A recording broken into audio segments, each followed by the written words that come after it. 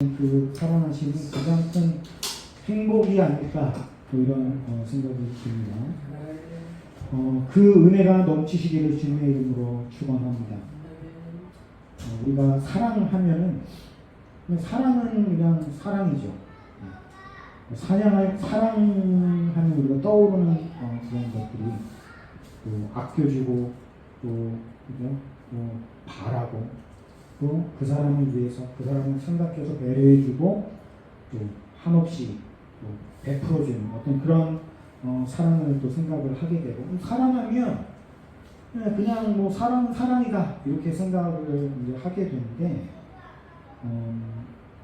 사랑을 이제 하고 또 사랑을 우리가 또 해야 되잖아요. 예수님의 제자니까. 근데 막상 사랑이라는 거를 해야 된다라고 하고 보면 사랑이라는 게 참 어렵다라는 것을 많이 깨닫게 되고 또 체험하게 되는 것 같습니다.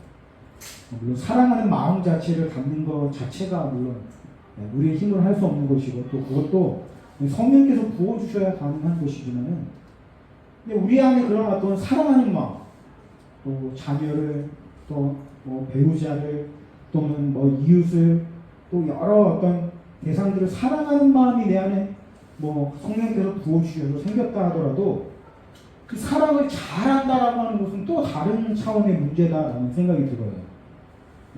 곧 사랑하는 마음 자체가 있다고 해서 사실은 끝나는 것이 아니라 그냥 사랑을 하는 데 있어서도 굉장히 지혜가 많이 필요하다라는 것을 많이 느끼게 됩니다. 특히나 여러 관계들도 물론 있습니다만 특히나 목자와 양 사이에서 보면 이 목자들, 우리가 예수님이 목자시잖아요. 어떻게 보면 예수님이야말로 가장 좋은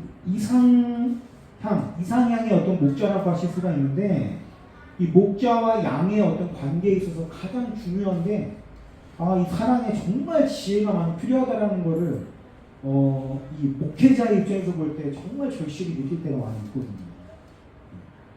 물론 뭐 사꾼 목자들도 물론 있겠습니다만은 사꾼 목자들을 제외하고 정말 성도들을 또 영혼들을 사랑하는 마음으로 가득 차 있는 목회자들이 많이 있지 않겠습니까? 근데 이게 그런 마음만으로 양들을 잘 이끌어갈 수 있는 게 아니더라는 거예요. 말 그대로 양을 이끌어가려면 잘 이끌어가야 되거든요. 목자가 양을 아끼는 마음이 있습니다. 정말 양을 사랑해요. 근데 그것만으로는 부족하더라는 겁니다. 사실 그저 양을 어떻게 보면 이끌어가려면 양의 어떤 습성이라든지 양의 어떤 행동 패턴이라든지 이런 것들을 잘 알아야지 되지 않겠어요? 또는 어디를 가야만 좋은 꼴이 있는지 또 물이 있는지 이런 어떤 정보, 지식 이런 것들도 굉장히 잘 알아야지만이 좋은 목자가 될 수 있거든요. 아무것도 모르는 채로 나는 그냥 양을 사랑해 이런 마음 하나 가지고 이 좋은 목자가 될 수가 없겠더라는 것입니다. 그런 것 같아요. 양을 사랑한다라고 하는 것 또는 우리가 누군가를 사랑한다라고 하는 것은 단순히 사랑하는 마음이 많이 있는 것만을 의미하는 것이 아니라 그 대상이 잘 될 수 있게끔 그죠? 그것을 위해서 필요한 여러 가지 어떤 지식이라든지 이런 게 많이 필요하다라는 겁니다.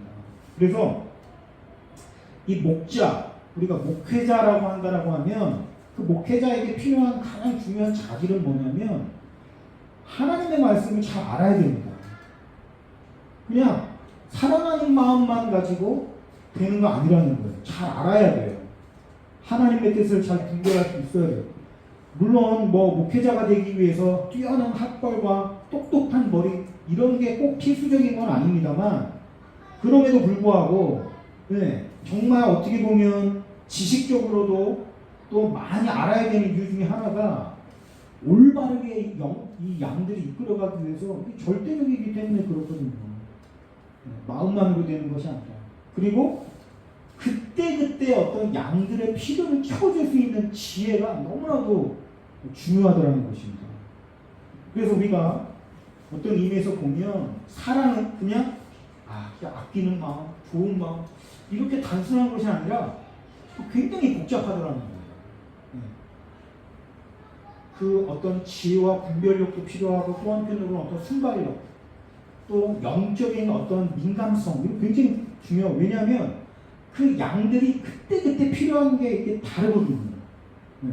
그래서 그거를 캐치하고 또 그거에 맞게끔 양들이 이끌어가는 데 있어서는 굉장히 풍부한 경험과 또 지혜와 또 그때그때 어떤 순발력과 어떤 굉장히 종합적인 능력이 요구되더라는 것입니다. 물론 그런 것에 대해서 최고의 목자이신 분은 당연 예수님이시고, 그러니까 오늘 우리가 예수님으로부터 배워야 될 것이 바로 그러한 것이라고 할 수가 있죠. 저도 목회 현장에서 이제 성도님들 접하고 만나 뵙고 또 그들과 함께 가는 가운데 있어서 가장 필요한 것이 우리가 흔히 젊은 목회자들 이제 막 신학교를 졸업을 하고 목회 현장에 이제 뛰어들어가게 되면 굉장히 그 많은 뭐라고 할까요? 부조리들을 접하게 됩니다. 부조리. 이래서는 안 되는데 이래요. 교회가. 네. 성도님들이 저래서는 안 되는데 성도님들이 저래요. 그러니까 이런 어떤 자기가 배우고 알았던 어떤 그런 부분에서 딱 부딪히는 게 그런 모습이거든요. 교회는 이래야 되는데 성도라면 이래야 되는데 그렇지 않은 모습들이 너무 많은 현장들을 딱 가다 보니까 어떻게 돼요? 화가 나기가 쉬워요. 특히 젊은 목회자들은 그러기가 쉬워요. 화가 나는 거예요. 어떻게 보면 그 화도 뭐라고 할까요? 의분? 네. 의분이라고 할 수 있죠. 네. 올바른 화라고 할 수도 있죠. 왜냐하면 옳음을 사랑하는 마음에서 나오는 화니까. 그렇지만 사실은 그것만으로 영혼들이 또 교회가 변화되는 것은 아니더라는 것입니다. 네. 그래서 보니까 성경이 말하는 사랑이란 무엇인가 보니까 가장 첫 번째로 나오는 사랑은 뭐가 있어요? 오래 참고, 오래 참. 아니, 왜 사랑이 오래 참는 거지? 사랑이 그냥 아껴주고 베풀어주기만 하면 되는 거 아닌가? 이렇게 생각하기가 쉬운데 왜 오래 참아야 될까요? 간단합니다. 변화가 안 돼요, 이 사람이. 이 사람이 변화가 진짜 안 됩니다. 바뀌어야 되는데 안 바뀌어요. 오죽하면 사람들이 그런 말 하는 게 사람 고쳐 쓰는 거 아니라고. 그런 얘기 하잖아요. 왜요? 그만큼 안 바뀌니까. 물론 그리스도인 우리는 그렇게 얘기해서는 안 됩니다. 사람 고쳐 쓰는 거 아니고, 네, 사람은 절대 안 변한, 이렇게 해서는 안 돼요. 네, 절대 안 변한다가 아니라 변하는데 굉장히 오래 걸린다. 이게 많은 거예요. 그만큼 우리 안에 있는 습성, 나쁜 거, 악한 거, 이거를 하나님의 뜻에 맞게 바꿔가는 과정이 그 쉬운 게 아니라는 거죠. 네, 어려워요, 그게. 그러다 보니까 사랑에 있어서 가장 첫 번째로 깔려나오는 건 뭡니까? 오래 참고, 오래 참. 기다려줘야죠. 사랑에 있어서 기다림이 없다라고 하면 그건 사랑이라고 할 수가 없다라는 거예요. 이 사람이 있는데 말씀에 비춰보니까 안 맞아. 그럼 그 사람에게 그거를 올바른 게 뭔지를 가르쳐줘야 되나요? 네, 당연히 가르쳐줘야죠. 바른 게 무엇인지를 가르쳐줘야죠. 그게 어떻게 보면 그 사람의 양심을 자꾸 두드리는 거예요. 왜냐하면 그 사람은 그게 잘못된 건지조차도 모른다면 그 사람이 변화될 이유도 모르는 거고, 그렇지 않겠습니까? 네, 성경에 보니까 바울이 그런 말씀을 했거든요. 예전에 네, 그 아테네 사람들을 보면서 네, 신전 막 사람인 것처럼 신을 갖다가 그렇게 신전을 만들어 놓고 거기에다가 막 조각들 만들어 놓고 하는 거 예전에는 하나님이 참아주셨어요. 왜? 몰랐으니까. 그게 나쁜 건지도 모르고 좋은 건지도 모르고 모르는 채로 그냥 했으니까 하나님이 참아주셨지만 이제는 아니다. 왜? 하나님이 하나님 자신을 스스로 드러내셨기 때문에 이제는 그게 옳지 않음을 하나님이 드러내셨기 때문에 언제까지 그걸 참지 않으신다. 뭐예요? 올바른 게 뭔지를 가르쳐 주는 거죠. 그리고 어떻게 해야 돼요? 기다려야 됩니다. 올바른 거 가르쳐 주려다 끝난 게 아니라는 것입니다. 이 사람이 이게 틀렸는데 이렇게 바꿔야 되는데 그렇게 바꾸라고 계속 얘기한다고 그게 바뀌나요?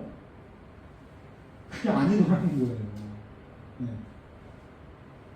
알게 해주는 거 이거 대단히 저는 중요하다고 생각을 합니다. 그래서 목회자는 지혜가 있어야 돼요. 하나님의 말씀을 분별할 수 있는 능력이 있어야 돼요. 왜요? 뭐가 옳은지 가르쳐줘야 될 의무가 있거든요. 여러분, 몰라가지고 하나님의 뜻을 몰라서 내가 잘못되어 있는데 잘못되어 있는지 모를 수가 있단 말입니다. 그런 분들에게는 지식이 필요하다고. 그러니까 목회자가 지식이 있어야 돼요, 분명히. 그런데 지식만으로 영혼이 변화되지 않는다라는 거예요. 절대로. 알았어요. 네, 가르쳐 드렸어요. 알았으면 이제 필요한 건 또 얘기해? 또 얘기할까요? 오히려 역효과가 나더라고요. 알고 있는 거를 계속 얘기하면 오히려 거부감이 들더라고요. 그죠? 왜 이렇게 아이들이 잔소리를 싫어하죠? 왜냐면 자기도 아는 얘기를 계속 하니까 싫은 거예요. 그거를 몰라서 안 하는 게 아니거든요. 근데 계속 얘기하면 오히려 어때요? 거부감이 생겨가지고 더 하기가 싫어져요. 그러니까 보십시오. 이런 경우에 틀렸어요. 가르쳐줬어요. 그러면 계속해서 또 말하고 또 말하고 또 말하는 게 필요한 게 아니라 알게 했으면 이제는 어때요? 스스로 싸워가지고 그거를 자기 것으로 만들어가는 게 아주 오랜 기간이 필요하단 말입니다. 그럴 때는 어떻게 돼요? 이제 기다려줘야죠. 계속 얘기하는 게 아니라, 그죠? 그러니까 이게 목회자가 예수님도 그러시겠지만 참 힘든 게 그건 것 같아요. 왜냐하면 내가 이 양을 정말 사랑하거든요. 양이 올바른 길에 가기를 정말 바라거든요. 사랑하기 때문에. 근데 내가 싸우는 게 아니거든요.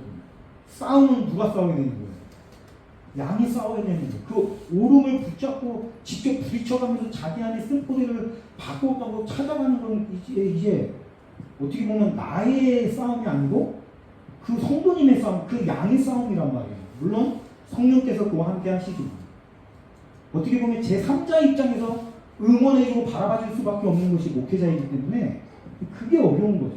자꾸 간섭을 하려고 들면 이게 안 된다는 거예요. 그래서 어떻게 보면 우리가 계속해서 말씀을 가지고 깨트리는데 그것만으로 영혼이 절대 변화가 안 됩니다. 뭐가 필요하냐면 기다려주는 게 필요한 거죠. 기다려준다는 건 뭘까요? 그 사람의 입장에서 그 사람을 위해서 그 사람의 어떤 그 갭의 힘듦을 잘 알거든요. 왜요? 자기도 똑같은 입장이기 때문에 자기도 그걸 알기 때문에 어때요? 그 편에 서서 이제 중보해주고 때로는 위로해주고 또 넘어졌을 땐 일으켜주고 까먹었을 땐 다시 일깨워주고 또 어떻게 보면 응원해주고 격려해주고 이런 작업들이 계속 같이 가야만 이게 된다라는 거예요. 근데 사랑의 어려운 게 뭐냐면 그때 이 양에게 필요한 게 뭔지를 분별하는 게 이게 쉽지가 않더라고요. 그럴 수 있죠. 격려가 필요한데 어떻게 보면 이 꾸짖음으로 나갈 수가 있잖아요. 이런 완전 욕조거든요. 반대로 이 사람에게는 격려가 필요한 게 아니에요. 계속해서 격려해가지고 막 어린아이가 되다시피 했는데 어떤 사람에게는 꾸짖음이 필요한 경우가 있거든요. 말씀으로. 그런데 그런 경우도 자꾸만 격려하면 되겠습니까? 이게 안 되거든요. 그러니까 그러한 그때 맞는 어떤 뭐라고 할까요? 방법들을 분별하고 이게 하는 게 이게 정말 어렵더라고요. 그래서 지혜가 필요한 거예요. 사람마다 그게 다 다르거든요. 똑같이 적용이 안 돼요. 우리가 설교라고 한다면 어떻게 보면 설교는 대중들을 향해서 그냥 하는 것이기 때문에 이 설교 말씀 가운데는 이제 성령의 은혜가 필수적입니다. 왜냐하면 목회자가 어떤 의도를 가지고 예를 들어 설교를 준비해가지고 했는데 이게 설교가 똑같이 모든 사람에게 같이 적용되는 게 아니란 말이에요. 성령님께서 개입을 하셔가지고 각자 자기에게 필요한 깨달음과 이거를 받게끔 성령께서 일하신단 말이에요. 그러니까 여러분 설교는 이제 목회자가 물론 준비해서 합니다만 그걸 가지고 각자에게 필요한 말씀으로 먹게 하는 건 성령께서 하시는 일이란 말이에요. 목회자가 그거를 간섭할 수는 없단 말입니다. 그러니까 어쨌든 설교는 한 사람에게 맞춘 게 아니라 대중들을 향해서 열려있는 것이고 이 설교자의 자리에서 내려왔을 때 이제는 어떻게 되는 거예요? 한 사람 한 사람에게 맞는 방식으로 꼴이 필요한 양에게는 꼴을 먹여야 되고 물이 필요한 양에게는 물을 먹여야 되고 또 자꾸만 잘못 가는 양에게는 회초리가 필요한 거고 그거를 분별해가지고 그때에 맞게 한다는 게 이게 쉬운 게 아니라는 거죠. 근데 그거를 가장 잘하시는 분이 역시 예수님이시고 우리 예수님을 본받아야 된다는 겁니다. 오늘 본문 말씀해 보니까 겟세마네 기도 이야기. 여러분 예수님이 가장 삶 가운데 힘들었던 때가 어느 때냐라고 묻는다면 저는 주저없이 겟세마네 기도 때를 꼽겠어요. 가장 갈등이 심하고 내적 갈등. 하나님의 뜻을 따르고 싶은 그 예수님의 마음. 그런데 이 십자가를 져야 되는 그 고통과 괴로움, 이 사이에서 정말 어떻게든 이 십자가를 벗어나고 싶은 마음과 하나님 아버지의 뜻을 따르고자 하는 영적인 어떤 그런 의지 사이에서의 갈등, 최고조에 오르는 때가 바로 이 겟세마네 기도거든요. 가장 힘들 때요. 가장 힘들 때는 누군가가 곁에 있어야 돼요. 그렇죠? 그렇잖아요. 저도 목회자이고 목사입니다만 믿음을 지킨다는 게 참 쉽지가 않더라고요. 정말. 네, 믿음을 지킨다는 게 쉽지가 않아요. 우리는 연약하기 때문에 때로는 뭐 목사 다 필요 없더라고요. 낙심이 되고 좌절이 되고 이럴 때는 가끔씩 그런 생각이 들 때 내가 목사가 맞나? 이런 생각이 들 때가 있어요. 목사가 어떻게 이런 생각까지 할 수가 있지? 목사가 어떻게 이렇게까지 그 하나님에 대한 불신을 가질 수가 있지? 라는 생각이 들 정도로 연약한 게 사람입니다. 그럴 때는요, 누군가가 나를 잡아줘야 돼요. 나 혼자 힘으로 스스로 뻗쳐서 올라가기가 이게 쉬운 게 아니죠. 근데 저 같은 경우에는 그럴 때 은혜 전사님이 저를 굉장히 많이 잡아줬어요. 하나님이 이제 은혜 전사님을 통해서 잡아주신 거죠. 더 정확하게 말하면. 말 한마디로. 네, 어떻게 보면 때로는 회초리로. 우리가 뭐 그런 말 하잖아요. 팩폭. 네. 저는 은혜 전사님한테 그런 걸 많이 받았거든요. 팩폭으로 아주 한 대 그냥 세게 흔들어 맞는 걸로 정신 차리고 또 정신 차리고 그런 적이 많았거든요. 그러니까 이렇게 혼자 있기 힘들 때는 혼자 지켜나가기 어려울 때는 누군가가 옆에 있어준다는 게 이게 정말 중요하거든요. 그럼 그런 의미에서 볼 때 예수님께 누군가가 물론 예수님 하나님이시지만 또 온전하신 인격이시니까 정말 예수님께 누군가가 가장 필요했을 때를 뽑는다면 이때라고 합니다. 예수님 곁에 있다라면 누가 있겠어요? 지금 제자들밖에 없잖아요. 또 12제자들. 예수님이 어려운 말씀을 하실 때 그렇게 기적을 베풀 때 따라다니던 수많은 사람들이 많이 다 떠나가 버리고 예수님을 버리고 그랬다면 이 이야기를 누가 이해를 하겠냐. 이렇게 어려운 얘기를 누가 알겠냐. 천국의 길이 이렇게 어렵다면 누가 가겠냐면서 막 떠나갔다고요. 그럴 때 그래도 끝까지 남아있던 게 12제자란 말이에요. 근데 지금 보세요. 가장 누군가가 붙잡아주고 아이 예수님 그래도 하나님의 아들이신데 하나님의 길을 가셔야죠. 이렇게 지금 해줘야 될 누군가가 필요할 때 지금 보세요. 제자들은 어떻게 하고 있어요? 졸고 자고 잠에 빠져 지금 옆에서 같이 기도해주면서 예수님 이렇게 중고같이 참 힘이 들어요. 저도 이제 중고등학교 때 이제 이런 청년 때 수련회를 가거나 그럴 때 보면 그런 거를 하거든요. 원으로 뺑 둘러 앉아가지고 한 명씩 원 안으로 들어가는 거. 그러면 그 원 안에 들어있는 사람에게 모두 다 이렇게 손을 얹고 같이 그 사람들 위해서 충만하게 기도를 해주는 거예요. 그러면 또 다음 사람들 그 손을 내고 그 모든 사람으로부터 기도를 집중적으로 받는 그거는 사실 우리가 말로 표현하기는 좀 어려운 거예요. 그런 게 사실 필요할 때 지금 예수님을 위해서 깨어서 함께 기도해주는 사람이 아무도 없어요. 참 예수님 참 외로우셨겠다 이런 생각이 듭니다. 그런데 보세요. 예수님이 제자들을 보니까 제자들이 지금 다 자고 있어요. 아유, 이 영적인 이 지식이 정말 얼마나 지금 중요한 순간인데 지금 다 자고 있는 거예요. 그러니까 예수님이 나와 함께 한 시간도 이렇게 깨어 있을 수가 없냐? 서운한 거예요. 지금 예수님 서운한 거예요. 내가 얼마나 힘든데 지금 시험에 들지 않게 깨어 기도하라. 근데 마음에는 원이로되 육신이 약하도다. 저는 이 말씀이 얼마나 위로가 되는지 몰라요. 지금 제자들 보십시오. 마음이 있어야, 마음이 있는데 육신이 연약해서 좀 자고 있는 거예요? 아니에요. 지금 제자들의 그 실상을 보면은 마음도 없어요. 지금 천지를 지금 분간을 못 하고 있어요. 지금 이 때가 지금 어떤 때인지조차도 지금 알지를 못하고 있어요. 영적으로 굉장히 가려져 있어가지고 아무것도 모르는 상황이에요. 그러니까 마음은 원이로되 마음은 안 오네요. 지금 뭐 예수님과 함께 십자가를 질 마음도 없고, 네, 엉뚱한 생각에 다들 지금 자기 자신의 꿈에 다 젖어 있는 거예요. 아, 예수님 로마를 뒤집어 엎고 이스라엘의 어떤 그런, 네, 독립을 가져오면 우리나라가 일제 치하했다고 한번 생각해 보십시오. 이런 놀라운 일을 행하는 누군가가 우리나라에 딱 나타나가지고 그 능력을 가지고 일본 정부를 다 뒤집어 엎고 대한 독립을 이뤄내면, 그리고 예수님의 어떤 나라 정부를 세우면, 아, 그때 가가지고 내가 뭐 할까, 법무부 장관 할까, 통일부 장관 할까, 지금 이런 꿈에 다 젖어 있어가지고 지금 예수님이 어떤 잔을 마시고 무슨 잔을 준비하는지, 어떤 십자가를 지는지 아예 지금 관심도 없고 마음도 없는 상황이에요. 냉혹하게. 근데 예수 뭐라고 해요? 마음은 원이로되 육신이 약해서. 맞아요 이 말이? 안 맞아요. 틀려요. 근데 예수님이 그렇게 말해주시는 거예요. 왜죠? 이때 제자들에게 정확하게 얘기할까요 예수님이? 마음이 있기는 뭐가 마음이 있어.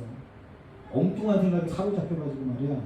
정신 못 차리고, 지 선생님 제일 힘들지도 모르고 지금 자빠져 잠이나 자고 있고, 이렇게 정확하게 얘기할까요? 그렇게 하지 않으셨다는 거예요. 뭐예요? 오히려 제자들의 편을 들어주고, 그들의 마음의 편을 들어주는 거예요. 지금 제자들을 지금 포장해주고 있는 거예요. 포장. 그렇지 않아. 얘가 그렇지 않아. 사실은 얘가 얼마나 나를 사랑하는데, 근데 얘가 지금 몸이 힘들어서 그런 거야. 이렇게 지금 포장을 해주고 있어요. 보십시오. 이게 저는 정말 필요한 사랑이라고 생각해요. 항상 이래야 된다 그런 거 아닙니다.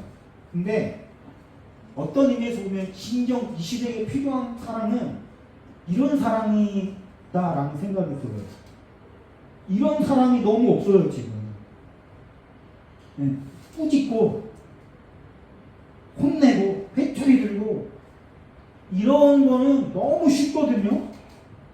그걸 누가 모르겠어요. 다 아는데 딱 보면 다 나와요. 사실 하나님의 법이 우리 마음에 다 심겨져 있단 말입니다. 하나님이 심어주셨기 때문에. 그래서 우리 틀린 거 정말 잘 찾았네요. 네. 당신은 뭐 이거 잘못됐고 이렇게 하면 안 되고, 이거 너무 잘 알거든요. 그런 거 얘기하는 거는 쉬워요. 근데 편들어주는 거?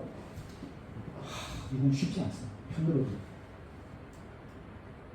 정말 편들어주는 거 쉽지가 않아요. 근데 이 시대의 목회자들에게, 이 시대의 목회자뿐만 아니라 가정에서 엄마들에게, 아빠들에게, 또 배우자에게 필요한 건 저는 이런 사랑이라고 생각을 해요.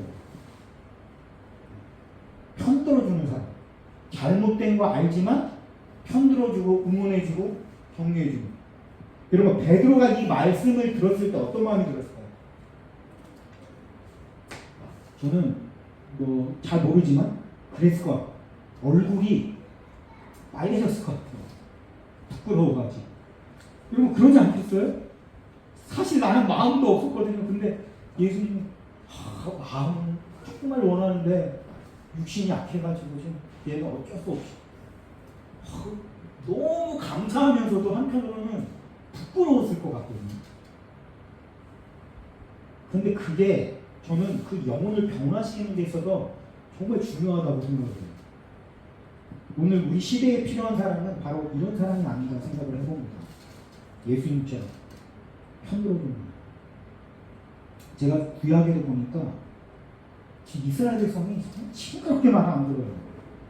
광야 시절에 그 이스라엘 백성을 보면은 잘한 게 뭐가 있나 싶을 정도로 원망하죠, 불평하죠, 투덜투덜거리죠. 걸핏하면 모세한테 대들죠. 손가락질하죠. 권위를 뒤집어 엎으려고 하죠. 눈을 씻고 찾아볼래야 이거 자랑이 별로 없어요. 제가 볼 때는. 와, 어떻게 이럴 수가 있지? 아우, 진짜 화딱지 나는 거예요, 내가. 근데 그 발람 선지자에게 그 모아방 발락이 저주를 해달라고 이렇게 몰래 음모를 꾸밀 때 하나님이 해주시는 말씀이 잊혀지지 않아요. 저주를 해주세요. 이 발람 선지자에게 당신이 예언하면 그대로 되더라니까. 그러니까 이 이스라엘 백성을 좀 저주해줘. 우리 힘으로 못 막아. 근데 하나님이 발람을 통해서 어떻게 말씀하시냐면, 내가 이스라엘에게서 아무런 흠도 찾지 못하는데, 근데 그에게서 아무런 잘못된 점도 찾지 못하는데 네가 어떻게 그를 저주할 수 있냐? 내가 그를 그렇게 좋게 보는데 네가 어떻게 그를 저주할 수 있냐? 저는 그게 너무 처음에는 웃긴 거예요. 이스라엘 백성에게 흠이 없어요? 참 코웃음밖에 안 나요. 좋은 점을 찾아볼래 찾아. 맨날 죽어라고 말하고 원망불평 있는 대로 다 하고 그런 내용이 그 이전까지 내용이거든요. 근데 갑자기 하나님 하시는 말씀은 쟤는 잘못한 게 없어. 쟤는 흠이 없어. 쟤는 얼마나 아름다운 족속인 줄 알아? 그런 대단한 민족을 니네 가지고 함부로 하려고 해? 이렇게 나오는 거예요, 지금 하나님이. 와, 이게 뭐예요? 편들어주는 거야, 편들어주는 거. 이 말씀을 이스라엘 백성이 들었을 때 얼굴이 빨개지지 않았을까요? 지금까지 막 하나님께 원망하고 불평하고 막 쏟아내는데 하나님이 나는 얘네한테 아무런 흠도 찾을 수 없어 막 이렇게 얘기하면은 막 얼굴이 막 시뻘개질 것 같아요. 민망해가지고. 그렇지 않겠어요? 와, 정말 하나님의 사랑, 예수님의 사랑은 바로 이런 사랑이 아닌가 좀 이런 생각을 해보게 됩니다. 그리고 오늘 이 시대에 우리에게 필요한 사랑은 바로 이런 사랑이 아닐까 이런 생각이 듭니다. 이런 말이 있어요. 너무 똑똑한 엄마, 너무 똑똑한 아빠 밑에서는 애들이 죽어나간다는 거예요. 너무 똑똑해요, 엄마가. 다 알아요. 야, 너 그거 참고서 사가는 척하면서 돈 타내가지고 딴짓하는 거 내가 모를 줄 알아? 다 알아. 너 지금 독서실 간다고 거짓말하면서 PC방 가는 거 내가 모를 줄 알아? 다 얼마나 똑똑한지 아주 기가 막히게 다 아는 거예요. 그러면서 그거를 막 자랑한다고. 나는 얘 눈빛만 보면 얘가 뭘 할지만 다 알아. 모르는 게 하나도 없어. 거짓말하는 거 다 캐치해. 근데 어때? 애들은 그 안에서 점점 죽어나가는 거야. 점점 애가 힘이 없어져. 얼굴에 낯빛이 어두워지고. 왜 그래? 너무 똑똑해서 그런 거예요. 왜 아이들에게 엄마의 사랑이 절실할까요? 왜 엄마 하면 이렇게 뭉클할까요? 물론 아버지의 사랑도 있지만 엄마는 무조건 편들어 주거든요. 얘가 잘못돼 있어. 얘가 뭔가 이유가 있을 거야. 아유, 얘 원래 그런 애가 아니에요. 근데 다른 사람이 다 볼 때는 그런 애거든요, 원래. 근데 엄마만 얘 원래 그런 애가 아니에요. 뭔가 사정이 있을 거예요. 끝까지 믿어주고 기다려주고 끝까지 편들어주고 그거에 이 아이들의 마음이 무너져 내리는 거예요. 거기다 대고 소리 들고 때리고 그런다고 걔가 변화가 될까요? 아닙니다. 마음이 더 깊게 다친다. 폭풍이 막 치고 바람이 계속 불면 불수록 더 닿는 거 다 더 여미는 거예요. 그거를 녹이는 건 그 엄마처럼 따뜻한 햇살을 스스로 열게끔 만드는 거예요. 그런 사랑이에요. 예수님의 사랑. 흔들어주는. 저 이 말씀이 얼마나 위로가 되는지 몰라요. 마음이 오는데 얘가 육신이 약해서 그래. 아유, 얘 원래 그런 애 아니야. 얘가 얼마나 나를 사랑하는데, 얘가 얼마나 나를 생각해 주는데, 근데 지금 몸이 약해서 그래. 몸이 편해서 그런 거야. 얘가 입으로 그러는 게 아니야.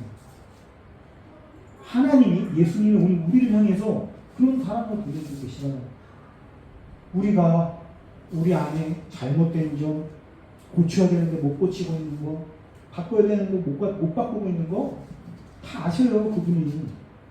모르시겠어요? 그런데 그분이 그거를 지적하고 너 지금 이번이 도대체 몇 번째야? 장난해? 저는 그런 식으로 말씀하시는 거 성경을 많이 봤지만 한 번도 찾아볼 수가 없어요.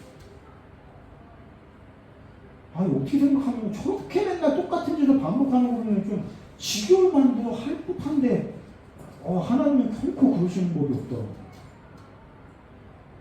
끝까지 참아줘. 또 참아줘. 또 참아줘. 물론 구약시대 때 마지막에 가가지고 이스라엘 이방인에게 내어주고 예루살렘을 할 정도로 정말 하나님이 진노하시기도 하셨지만 그렇다고 그때 완전히 끝내는 게 아니라 어때요? 끝까지 또 하나님의 계획을 이어서 간다는 거예요. 우리가 예수님의 그 사랑을 받았으면 좋겠습니다. 하나님의 사랑. 예수님은 여러분에게 지적하고 또 지적하고 또 지적하고 그러신 분이 아니라는 거예요. 오히려 여러분의 편을 들어주시고 아셔요. 바꾸려고 하는데 잘 안 바뀌는 거 그분이 아신다고. 마음이 내가 어떻게든 좀 바꿔보고 싶은데 안 되는 거 그분이 아셔. 그래서 알아. 내가 네 마음 알아. 너 안에 그거 고치고 싶어 하는 거 알아. 근데 그게 잘 안 돼서 때로는 나 자신한테 너무 실망되고 내가 너무 싫어지기도 하고 나는 왜 이 모양일까 도대체. 나는 원래 이렇게 생겨먹은 인간이니까 그런 거 고민하고 그런 생각으로 정말 내가 너무 한심하게 느껴질 정도로 그렇게 생각하는 거 그것도 주님이 아신다. 그리고 말씀하세요. 얘 그런 사람이 아니에요. 얘 진짜 할 수 있는 사람이야. 잘하는 사람이야. 근데 지금 좀 어려워서 그래. 니네가 좀 이해해도 이렇게 내 편을 들어주신다. 듣지 마십시오. 인생을 살아보니까 끝까지 내 편을 들어주는 사람은 그렇게 많지 않아요. 거의 없어요. 가족. 그리고 가족도 때로는 나를 버릴 수도 있어요. 그러나 예수님께서까지 우리의 편을 들어주신다는 사실을 꼭 기억해요. 여러분 어느 자리에 있든지 어느 위치에 있든지 정말 영적인 바닥까지 내려가 있을지라도 거기에까지 함께 기꺼이 가시는 분이 우리 예수님이시라는 것을 믿으시고 그런 예수님의 사랑을 마음껏 좀 받아보세요. 받으셔야 돼요. 오래 참아주시는 예수님의 사랑을 받아보세요. 오늘 그 사랑을 통해서 예수님 나를 알아주시고 나의 연약함을 참아주시는구나. 그런 사랑을 통해서 다시 한번 새 힘을 얻으시는 저를 되시기를 주님의 이름으로 축원하면서 이것을 마치겠습니다. 우리 말씀 생각하시면서 찬양 하나님께 올려드립니다. 모든 것이